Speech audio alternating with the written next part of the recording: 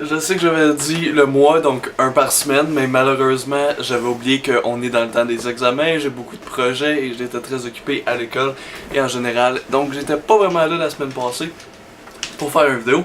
Mais inquiétez-vous pas, tout est sous contrôle et aujourd'hui nous avons le deuxième épisode du mois Fulci, maison près du cimetière, qui rajoute à ma collection de films avec maison dans le titre parce que j'ai une fascination avec les films avec maison dans le titre. Last House on the Left, l'original de remake, The House of the Devil, House on Haunted Hill, The House on the Edge of the Park, Last House on Dead End Street, Don't Go Near the House, Don't Go In the House. Merde, il y en a beaucoup avec des maisons dans le titre. Et aujourd'hui, c'est probablement un de mes préférés avec maison dans le titre, ça, et Last House on Dead End Street.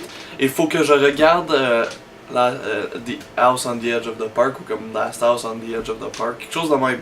Je pense que c'est juste House on the Edge of the Park, qui est un rape revenge, donc viol revanche, avec David Hess, très similaire à Last House on the Left, blablabla. Mais là, aujourd'hui, je parle de La Maison près du cimetière, par Lucio Fulci, parce que c'est le mois Fulci, yeah!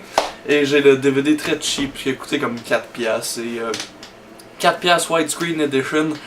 Le film est super. Ah, il est vraiment super. Honnêtement, c'est un autre de mes préférés de films d'horreur italiens. Et un de mes préférés de Lucio Fulci, bien sûr, comme tous ceux que vous allez voir.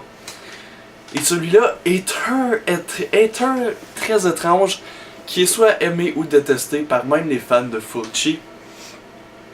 Et il y a une raison pourquoi il est détesté que je vais revenir plus tard, mais je vais vous dire l'histoire. Donc il y a une famille qui me déménage de New York à une petite maison à Boston, au Massachusetts, pour le père veut faire des recherches sur un sujet.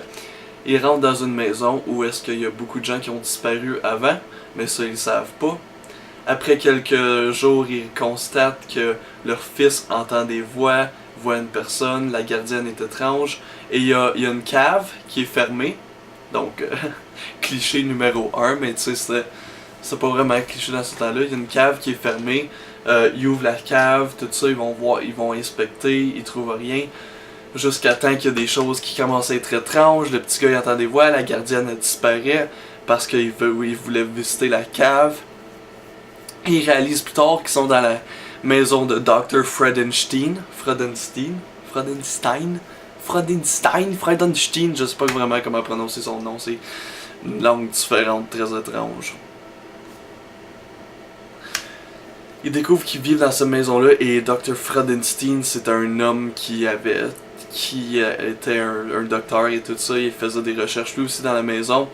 Et on découvre qu'il a tué plusieurs personnes, on découvre qu'il est enterré dans la maison, sa femme est enterrée dans la maison, et on découvre et tout que la personne avant, qui habitait dans la maison avant, s'est fait tuer, blablabla et tout ça, et on découvre qu'il y a beaucoup de meurtres dans la maison.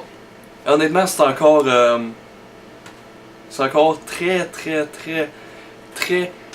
très simple comme histoire, mais c'est ça qui fait ces films-là bons. Ils sont simples, ils sont pas longs, mais merde, ils sont affectifs. Comme ils découvrent que, spoiler alert, il y a quelque chose qui vit dans leur cave, qui est Dr. Freudenstein, qui est un genre de zombie-ish monstre. Lucio Fulci a toujours beaucoup de paranormal dans les films qu'il fait, surtout celui qu'on va voir cette semaine ou la semaine prochaine, l'au-delà, mais là on parle de ça. Il y a beaucoup de paranormal et tout ça. Et on découvre que c'est un genre de zombie humain qui tue des gens dans la cave. Et c'est pas mal rien que ça l'histoire. Désolé, il y a des maringouins, ça n'a pas de bon sens cette année. C'est pas mal rien que ça l'histoire. D'accord. Raison pour le détester. Le doublage du petit enfant est horrible, donne mal à la tête et ridiculement horrible. C'est probablement le personnage le plus énervant, fatigant de tous les films d'horreur. Pas à jamais, parce qu'il y a beaucoup de personnages détestables dans les films d'horreur modernes, mais celui-là, c'est pas qu'il est détestable, c'est qu'il est tellement mal doublé, il arrête pas de crier, il se ferme jamais la gueule, que... Ah! tu veux juste exploser la tête. Et c'est ça le problème avec ce film. C'est honnêtement la seule raison pourquoi c'est pas un de mes préférés. Le putain d'enfant qui sait pas acter, qui est mal doublé, qui est fatiguant, que tu veux juste l'étrangler. Oh merde, c'est le pire cunt de l'histoire des films d'horreur. Comme, c'est honnêtement un des seuls négatifs, sauf pour quelques certains autres petits négatifs, tu sais, qui sont juste des affaires comme d'un film que, tu sais, des problèmes que tu t'attendais à voir avec un film italien des années 80 à petit budget, tu sais. Comme le doublage est pas super, les acteurs sont pas super. Mais merde, le petit enfant là.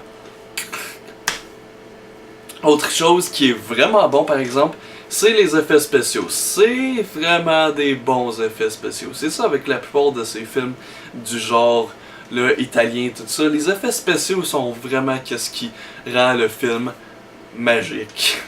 Honnêtement, c'est super bien fait, les effets spéciaux. Et beaucoup de gore. Et DVD cheap. Les extras sur le DVD. Le film. Tu peux choisir tes scènes. Quelle scène que tu vas aller. Original graphics. Et un menu interactif. C'est ça les bonus. Je sais que Arrow Video, ils ont sorti le Blu-ray, super cool, mais Arrow, c'est une compagnie en Angleterre. J'ai pas de lecteur d'Angleterre et j'ai certainement pas l'argent pour un Arrow Blu-ray. Je pense qu'il y a tout Blue Underground qui l'ont sorti, mais honnêtement, c'est pas mal le seul DVD, je pense, que vous pouvez trouver qui est pas cher, c'est celle-là. Le film est quand même, le transfert est quand même assez bien. C'est pas la version éditée, c'est la version R. Je pense que c'est la seule version qu'il y avait. Je suis pas sûr. Et super bon film, un autre que je recommande à tout le monde qui aime Fulci et qui aime les films d'horreur italiens. Je vous le conseille, House by the Cemetery, la maison près du cimetière.